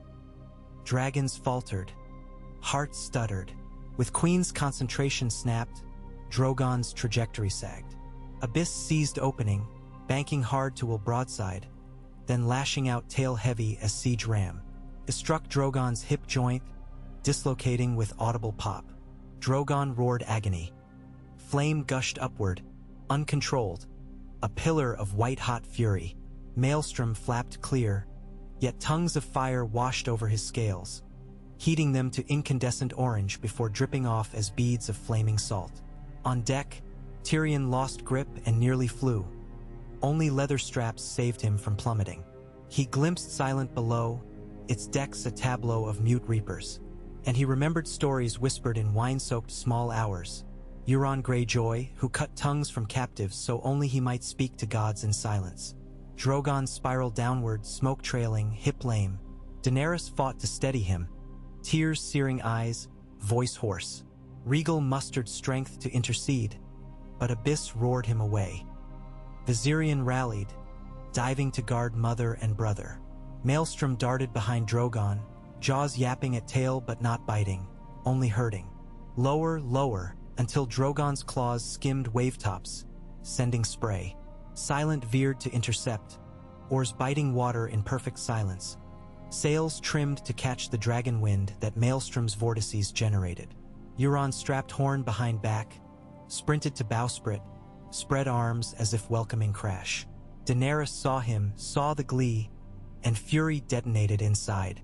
She commanded Drogon to spew fire at the ship even as they fell. Drogon complied. A torrent of crimson flame engulfed Silence mast and rigging. Timber busht, canvas incinera ted, tar bo I led. Yet runic scabs across hull flared brighter, absorbing heat, transmuting flame into hissing steam that fountained into night. Crew unmoved, eyes fixed on Euron. Impact. Drogon's mass hammered onto Silence middeck, smashing railing, crushing two ballista frames. Deck planks splintered, mast cracked further. Daenerys leapt from saddle, rolling across wet wood, sword drawn. Tyrion tumbled after, dazed. Drogon reared, wounded hip sagging, fire throbbing at throat, tail lashing broadside. Euron advanced, unsheathing thin Valyrian sword, Raven's Kiss stolen ages ago. He walked through burning debris as though strolling garden path. Daenerys pointed blade toward him, white fury in eyes. They met at heart of Inferno. Queen of fire, king of drowned flame. She struck first, downward diagonal meant to cleave collarbone. Euron parried, sparks swirling. His riposte sliced a silver braid, laughing. I have dreamed you, he said, voice low thunder. Dreamed you drowning in my depths. Drogon lunged, så snapping Euron's flank. But Maelstrom intercepted, ramming Drogon's snout, spitting brine flame mixture into open maw. Drogon recoiled, choking, smoke and steam belching from nostrils. Daenerys pressed attack, thrust/reverse slash, footwork born of lessons in Myreen's practice yard, hardened by battlefield. Euron's defense fluid, almost playful blades danced lightning atop burning sea ship. Around them, crew parted, still mute. Tyrion scrambled behind fractured capstan, searching for any weapon. Abyss descended, her weight bending deck, tail coiling watchful. The vessel groaned, yet stayed afloat on unnatural buoyancy. A chorus of deep horns sounded from Euron's fleet as dread galleys closed perimeter. Tide-forged marines readying grapnels toward the Queen's escort. Above, Regal regained altitude but lagged. Viserion circled helplessly, uncertain where to strike for fear of catching his mother in crossfire. Grey Worm turned Balyrion's roar, boarding ramps extended, but blue runic whirlpools erupted around hull, battering oars, spinning the cog useless. Unsilent, duel reached crescendo. Daenerys fainted high, rolled low, slicing Euron's shin. Blood spurted black-red. He snarled, stepped back, then whirled sword in vicious arc that grazed her shoulder, tearing fabric and skin. She hissed pain but pressed on, adrenaline burning. Euron pivoted, lifted horn from back with free hand. Time, he murmured. He brought mouthpiece to lips. Daenerys lunged, aiming to sever horn before sound. Maelstrom shrieked, flapping to blow her hair into eyes. Drogon surged forward, knocking Maelstrom aside, but too late. The horn's note poured out, a seething layered chord of agony and ecstasy both. Dragons convulsed mid-air and on deck. Drogon roared as though entrails wrenched. Regal shrieked, wings folding half-mast. Viserion spiraled. Abyss shuddered but steadied, runes along body flaring in sync with horn. Maelstrom's eyes rolled white, limbs splaying, yet through pain he crawled toward the horn's voice. Daenerys felt a hook yank at her mind, someone pulling puppet strings from inside skull. She staggered, sword wavering. Tyrion yelled her name, but she barely heard. Flames around them dimmed. The world contracted to the sound. Drown, drown, obey, obey. She grit teeth, willed herself to defy, thinking of children, of breaker of chains, of everything beyond this ship. The note intensified. Unseen by all, a flicker of gold seethed under Daenerys's breastplate.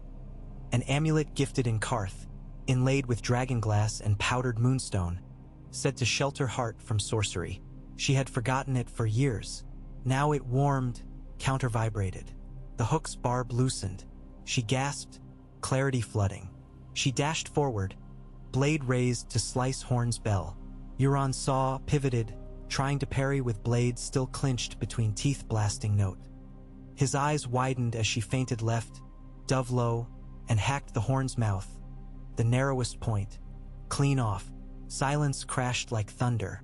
Shockwave rippled, sending Maelstrom sprawling, Abyss recoiling, Drogon slumping but free. Fractured horn fell, clanging to deck, glyphs sputtering dull. Euron spat blood, lunged to strike her throat, but Daenerys had pivoted. Her sword tip found his belly. Steel skittered off breastplate, but impetus shoved him against shattered rail. Overbalance, he toppled backward. One hand snatched rope. Wood snapped. He fell, splash. Maelstrom screamed, diving after Master. Abyss roared, tail thrashing, as though torn between saving Euron and punishing Queen. Drogon raised maw, flames seething, but Silent herself chose. Runic scars along hull brightened, then pulsed outward into water in concentric rings. Wakes radiated from ship like heartbeat. Sea beneath churned, swirling into whirlpool, dragging timbers, debris, even Drogon's claws downward. Maelstrom vanished into vortex. Euron's silhouette disappeared. Abyss plunged headfirst. Daenerys stumbled back as deck pitched. Tyrion pulled her toward starboard rail where Grey Worm's skiff approached on breaking waves. They leapt as Silent's main deck collapsed inward, devoured by whirling funnel of water and flame. The warship groaned, then imploded, mast snapping, hull twisting to wrack. In moments, only a maelstrom remained, glowing blue from within, swallowing everything. Valyrion's roar hauled queen and hand aboard. Drogon limped skyward, battered but alive. Viserion steadied. Rhaegal rejoined. Above whirlpool, Abyss surfaced roaring defiance, yet empty-mouthed, no horn to guide her. She circled twice, searching water for master, but moonglare revealed no body. With a cry that shivered cloud tops, she plunged after Maelstrom and vanished under turning tide. The vortex collapsed behind, sea smoothing like cloth pulled taut. In a hush broken only by distant thunder, Daenerys stood drenched and bleeding, watching scarred water. A sliver of dawn rose eastern horizon, red as blood, painting wreckage in unreal color. She felt hollow victory. Euron drowned, horns silenced, yet the sea dragons lived, and their threat lingered in depths unknown. Tyrion stepped beside, voice ragged. "Is it over?" She shook head. No. "The storm sleeps, not dies. We must mend wings, hearts, and watch the water. He will find a way back, or his children will rise instead." Far below, in lightless trenches where ancient ruins slumbered, a broken horn drifted, glyphs still glimmering faint. A hand, pale, rune-scarred, closed around it, bubbles spiraling as lungs emptied. One eye glowed cobalt. The storm kraken smiled in darkness that needed no light, lungs filling with something other than air, something older. Above, on gentle dawn tides, Daenerys set her fleet toward Dragonstone. Dragons wheeling, wounds steaming. The sunset sea lay deceptively calm, but every sailor who saw Abyss's last cry would swear till death that the horizon itself had shuddered, as if waking. Days would pass, poems bloom, and children would cling to mothers at crash of waves. Somewhere on distant shore, blue-veined eggs rested in crates of lead, forgotten for now amid plunder. They pulsed, waiting. Black silence swallowed him whole. Yet in that absence of light, Euron Greyjoy discovered a library of color unknown to any sun-blinded world.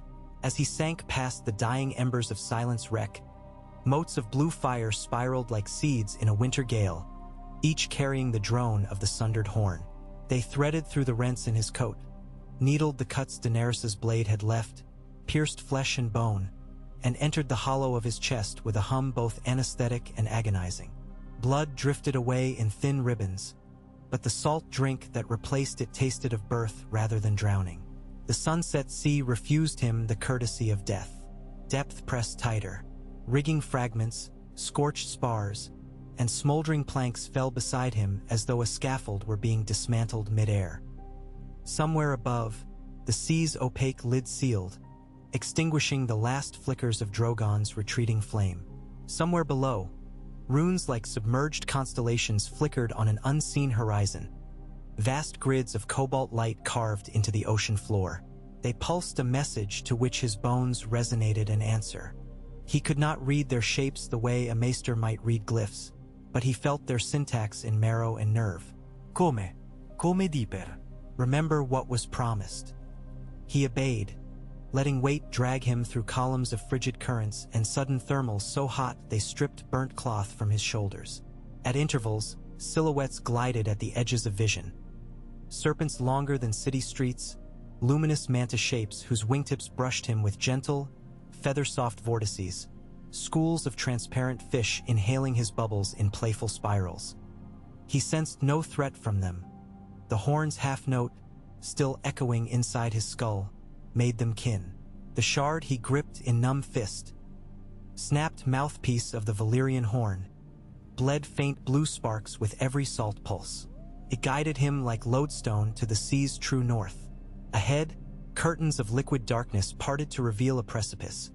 The shelf dropped away into an illuminated chasm, walls ribbed with black glass terraces. The terraces supported monuments of impossible architecture. Fluted pylons, shell-like domes, spiraling towers encrusted with coral and living rune moss. Bioluminescent threads flowed along avenues between them, a cityscape woven from veins of light.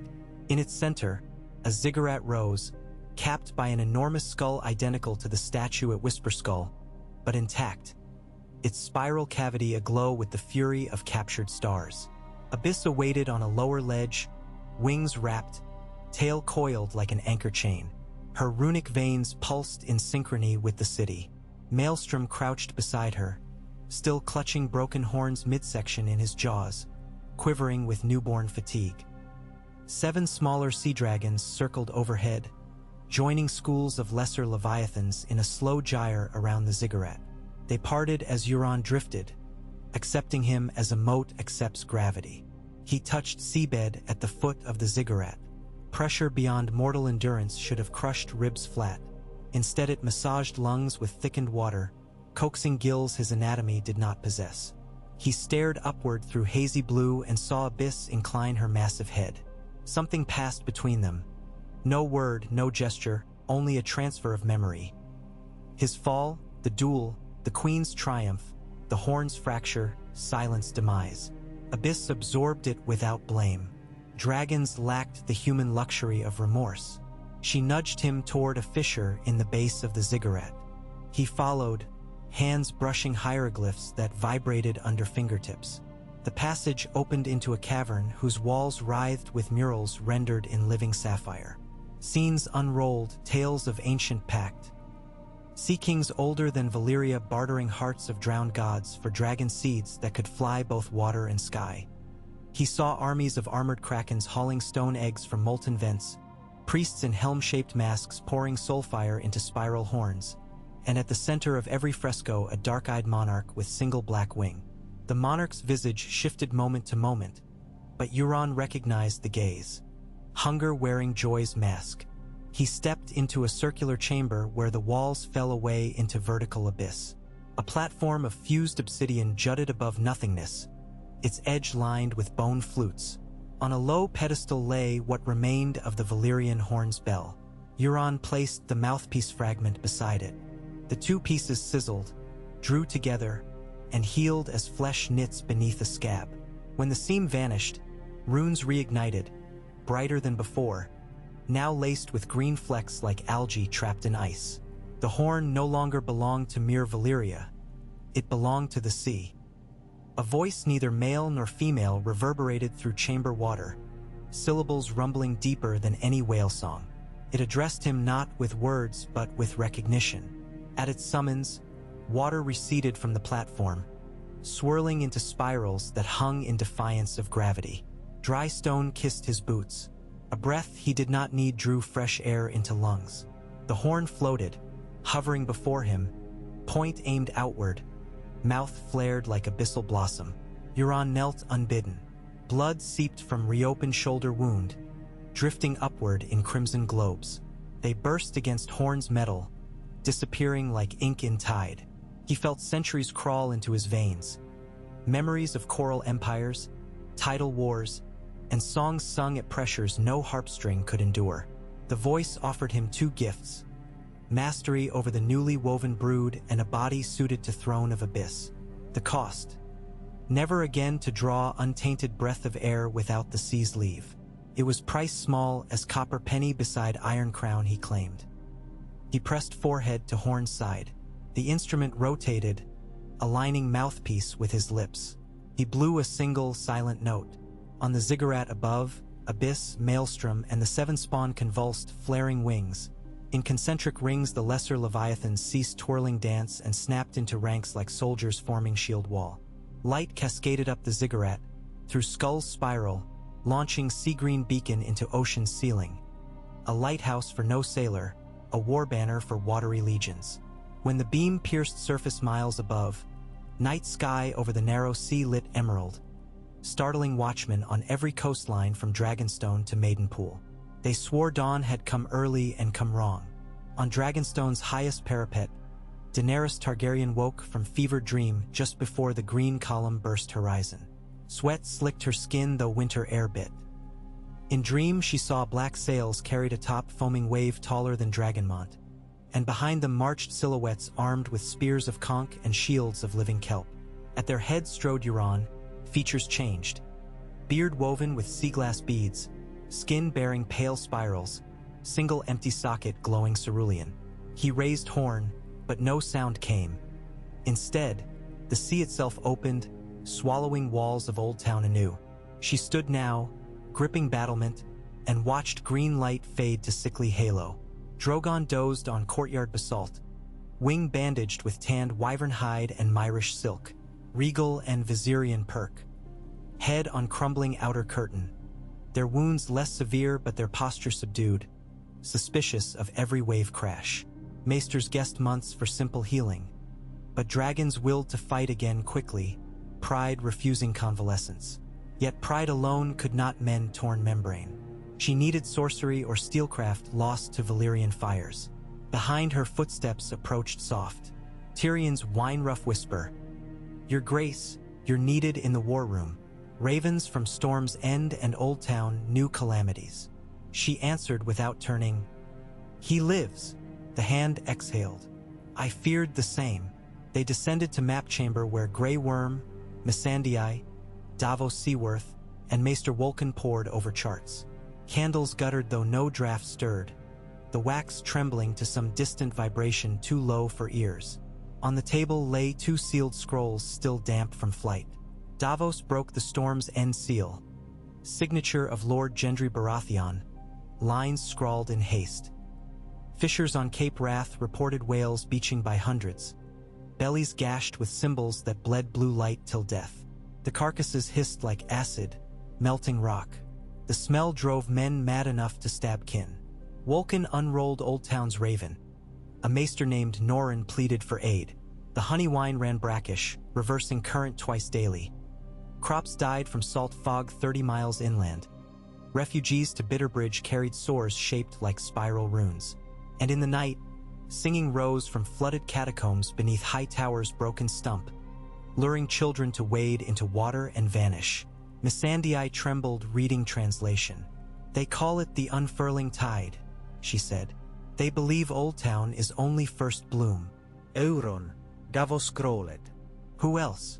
Tyrion tapped green columns, reported positions, ship's logs from Pentoshi merchants. The beam had risen along meridian directly beneath the sunset sea, but its reflection painted half the known world's coasts. "He has traded shadows for trumpets," Tyrion said. "No more stealth. He minds theater, same as always, but bolder now. He wants every sailor to see stage before curtain lifts." Daenerys lit glass candle on sideboard, inner flame dancing violet. "He is forging legend to sway sea itself," she said. "We answer with legend of our own or drown." She paced to Drogon's slumber outside window. "My children cannot rest, but they cannot heal without aid greater than selves." Wolkan cleared throat.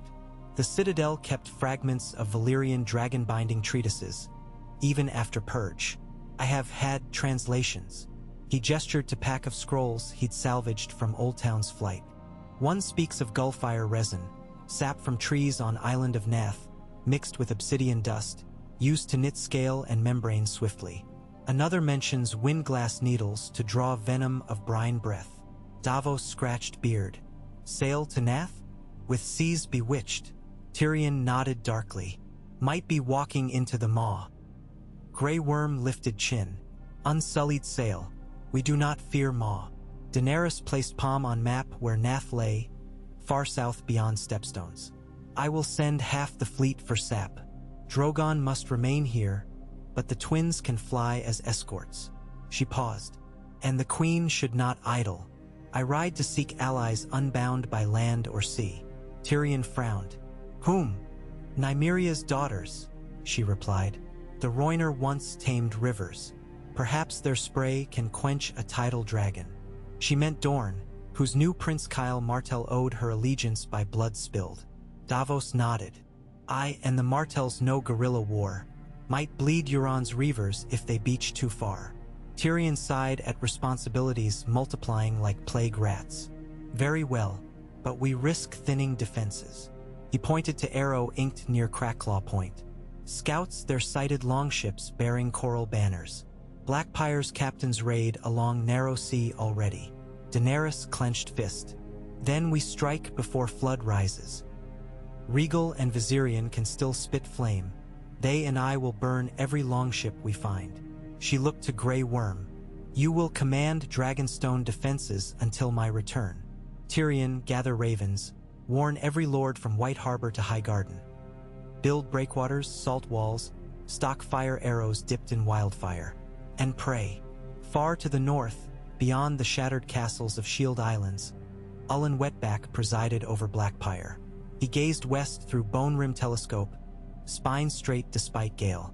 Blue chalk runes tattooed on his skull shone in rain. He held letter sealed with wax, penned by his own hand, addressed to the abyssal majesty who once walked as Crow's Eye. He slipped parchment into conch shell speaker attached to mast, whispered incantation, sealed mouth with plug of dried kelp. The shell filled with water, sank down rope line into lagoon feeding trenches. Message would reach master. Ullen felt it tug into depths, drawn by runic current. He turned to watch laborers, silent thralls from sacked villages, hauling giant spires of black coral onto platform. Each spire carved into fluted cradle-sized for dragon eggs. Dozens already lined ramparts. Within them pulsed freshly laid eggs, Maelstrom's first clutch, sired barely months after hatching. Wetback grinned at waste of natural order. Dragons of Tide played by faster rules. But eggs chilled quickly. Without mother's heat or father's rune breath, they risked stillborn. Ullen needed Abyss's return. He inspected alchemist devices salvaged from Citadel, bronze braziers containing wildfire-cooled clay, designed to emit constant warmth. Too weak by half. Frowning, he scanned dark horizon. A glow faint and green answered. Relief tempered worry. When Abyss came home, hatchlings would quicken. Euron ascended Ziggurat's steps, clothed now in living mantle of kelp weave armored with pearl studs. Over his left shoulder hung pauldron shaped like razor clam, inside of which the newly reforged horn rested. Runes spiraled down his arms like puckered scars, still bleeding faint brine. He felt lungs adjust. When he inhaled, seawater flowed, parted, infused with stolen air, then exited gills forming along ribs. The process brought no pain, only thrill. At summit, the great skull received him. Spirals carved into stone rotated slowly, gears of quiet cosmos. He placed palm on moist surface. Vision seized him. Glimpses of Daenerys' council, of dragons licking wounds, of Nath's forests, of Dornish deserts warming beneath sun. The sea leaked secrets into his head via every droplet along coastlines. He tasted Lannisport's fear, Gulltown's prayers, Bravos' canals thick with rumor. Network of tide tongues. He spoke aloud, voice resonating through water and beyond. The unfurling tide begins. Loose the fathom spears, call forth the rime leviathans. Let them collapse gullet and boil the Lyseni Strait.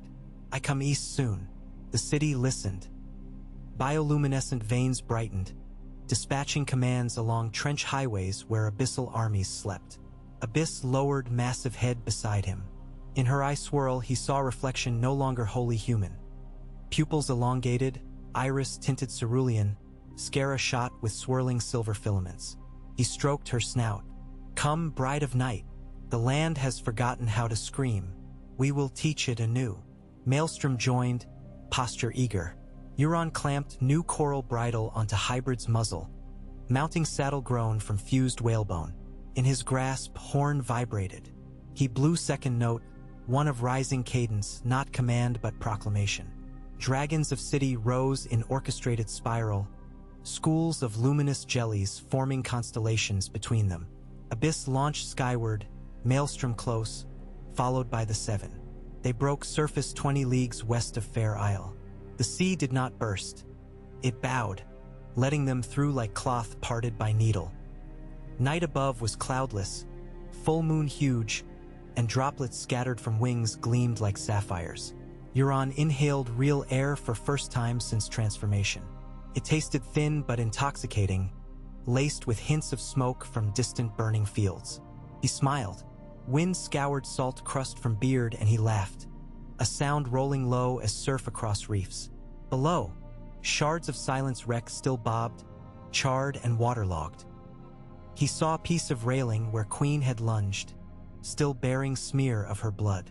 He dove maelstrom, scooped fragment into hand, tucked into belt. One day he would show it to her before drowning her throne. Eastward he rode, dragons shadowing moon in arrow formation.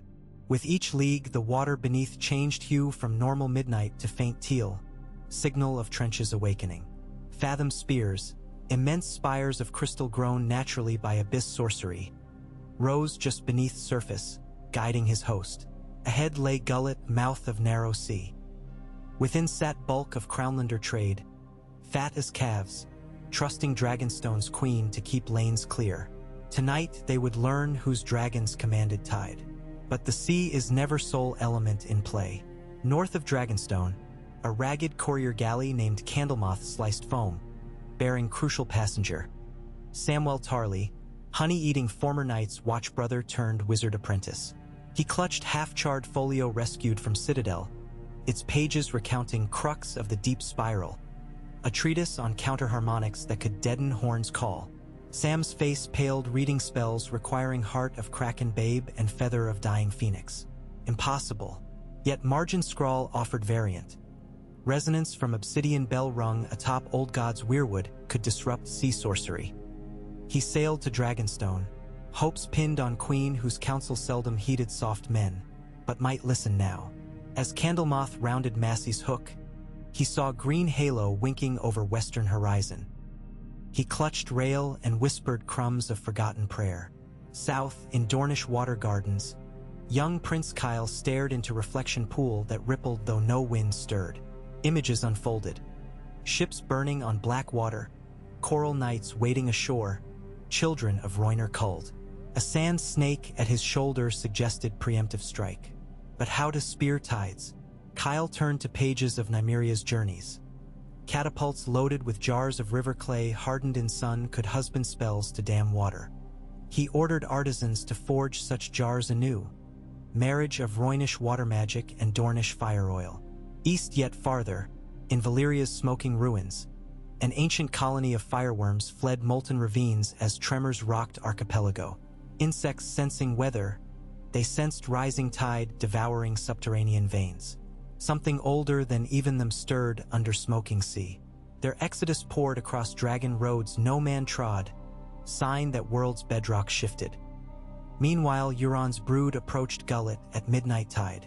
Merchant carracks bound for Gulltown hugged coast. Supply flotilla for storm's end straggled under heavy wheat burden. They sighted nothing until too late. Sky blinked starless. Water beneath hulls turned luminous.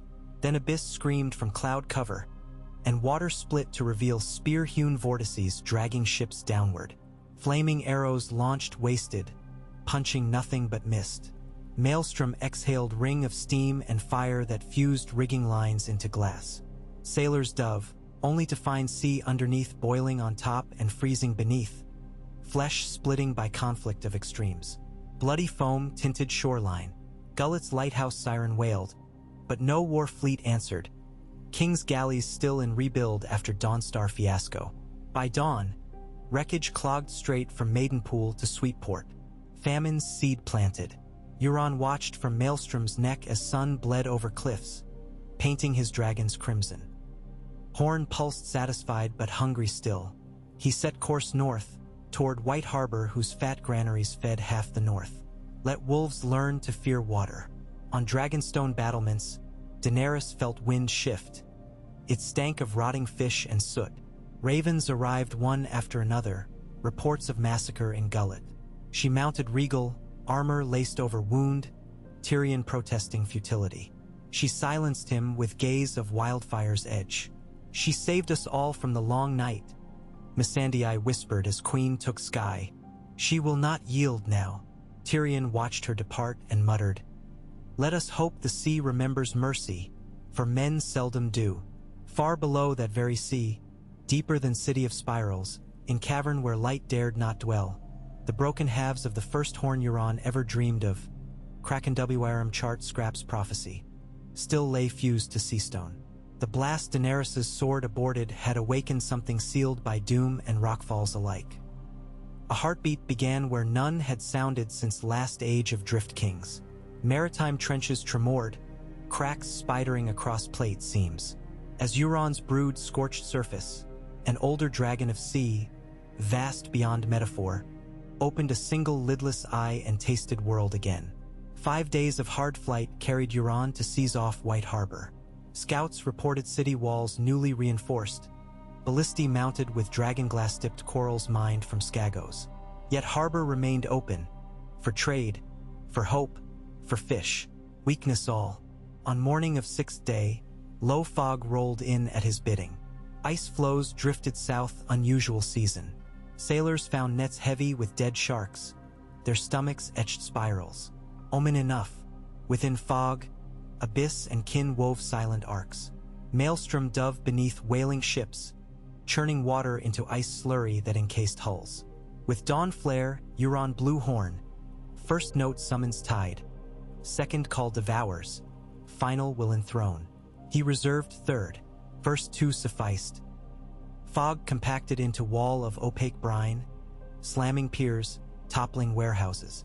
Sea dragons breached, tails shattering stone. Men loosed scorpion quarrels. Many struck flesh but melted in rune heat. Women and children fled streets, only to meet tides surging through sewer grates. Yet victory met snag. From Weirwood in Godswood of Manderley Keep, bell tolled, obsidian clapper striking pale heartwood bowl. Sound sliced through horn's resonance, causing younger dragons to falter midair. Runes dimmed, Euron's head throbbed. He snarled, dove toward source. On ramparts stood Mira Reed, her spear affixed with shard of black stone. At her side, Jojen's young cousin, channeling dream spells taught in Crannog marshes. Their bell rang again, louder. A slit in Euron's calm opened. He reeled, nearly unseated. Abyss shrieked defiance and launched brine beam at Keep, but beam refracted off unseen barrier, a shimmering dome woven of weirwood magic and obsidian resonance. Beam split, scouring courtyards instead. Children within Godswood remained unharmed. Euron roared. He circled above barrier, searching for seam. Maelstrom lagged, horn's call choked by bell peal. Something within spirals of his runic blood recoiled from stone that killed White Walkers. Old magics collided unpredictable. He landed on Keep's tallest turret, gate unstable. Knights rushed, but blue breath from his lungs froze them where they stood. He approached bell tower, climbing outer wall with bare hands seizing frost-slick stone. Above, Mira prepared final stroke. Her spear tip transformed to glassy blade pulsing oily black. She hurled downward. It lanced his forearm. Black fire seared runes, burning salt veins. He screamed. In rage, he snapped obsidian shaft, ignoring burning. Horn rose. He blew third note half-formed. Echo wavered, fractured by bell's final toll. Contrast of notes birthed shockwave neither magic intended. Barrier shattered, but so too did rune harmony. Younger sea dragons screeched, veered in mid-air collisions, slamming into docks and walls, breaking wings. Brine breath misfired, dousing Abyss's flank, crusting scales with salt ice. She roared confusion. Opportune moment. White Harbor's hidden scorpions launched dragonglass corals tipped in wildfire gel. They pierced underbelly of one hatchling. Explosion of green consumed creature, scattering molten bone shards that hissed into bay. Another coral caught Maelstrom's wing root, splintering membrane. Hybrid shrieked, tumbling into surf. Euron tore spear stub from arm, flung aside. He leapt from turret onto back of young sea dragon still circling, urging assault anew. But momentum faltered. Runes sputtered. Maddened, he commanded Abyss to incinerate Godswood. She obeyed, launching scalding brine that boiled moat, turned fish to gray froth. But before stream reached roots, bell, now cracked, fell from tower. It struck Plume, splitting brine column into twin sprays that curved harmless. Distant horn answered, not his. From North Harbor mouth, Daenerys descended aboard regal Viserion flanking. Dragon's wounds glimmered with gullfire resin bandages, fresh but sealed. Their flame glowed deeper orange, naphtharich. Behind them, Candlemoth's courier ship unfurled new banner. Black Stagwolf sigil of union between Baratheon and Stark, with red dragon rampant beneath. À coalition unexpected. Daenerys shouted Old Valyrian command. Her dragons belched cones of pure flame. Fire licked sea dragons mid-dive. Resin heat burst rune veins, disrupting harmony anew. Abyss reared, but wounds still frozen slowed response.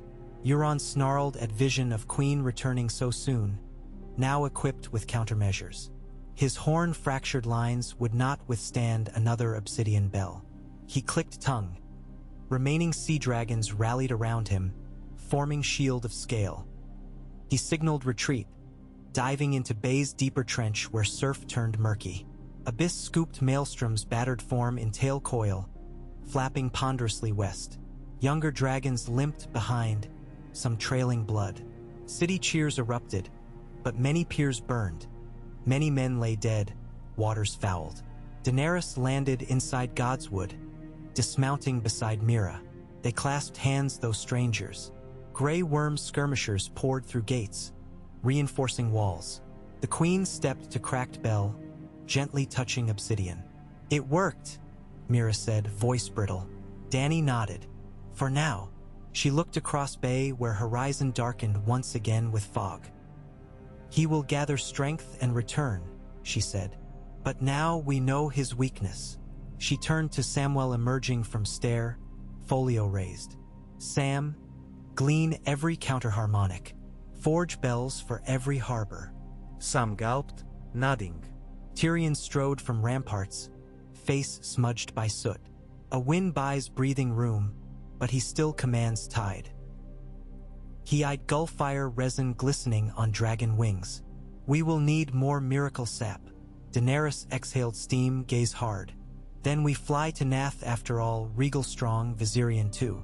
Drogon will guard White Harbor, and we send ravens to Dorne.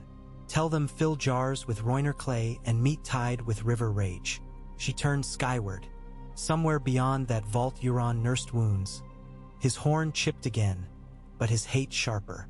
Battle lines drawn not between surface kingdoms now, but between elements. Fire and water, wood and bone, song and silence. As day drained toward dusk, White Harbor's priests of the Seven rang cracked bell again, melding its echo with chanting prayers. The sound carried across barrows and lakes, across fields where wheat wilted under salt fog, across forests where direwolves raised snouts. It carried farther than mortal ear, into trenches where elder dragons stirred, listening, choosing. Night cloaked the fleeing tide brood. Euron rode Abyss's neck, Maelstrom cradled below. He tasted obsidian burn still seeping from arm. Runes around wound flickered between life and void. He held horn, its spiral chipped, sound uncertain. Yet from that uncertainty sparked new idea. Merge brine song with bell's resonance. Turn enemy's weapon into deeper chord. He gazed back at faint lights of White Harbor. In sky above, northern lights shimmered green and violet. He saw omen reversed, colors of land's aurora, stolen from ocean's glow. He bared teeth.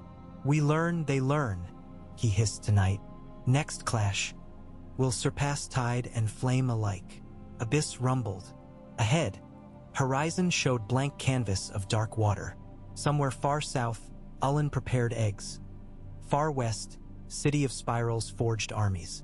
Somewhere beneath them all, the sleeper dragon coiled, older than packed. Euron blew soft note, private, unheard. Sea rippled, forming sigils of acceptance. War of elements had only begun its slow crescendo, and the world, for all its ancient scars, had never known a symphony like the one rising beyond the sunset sea.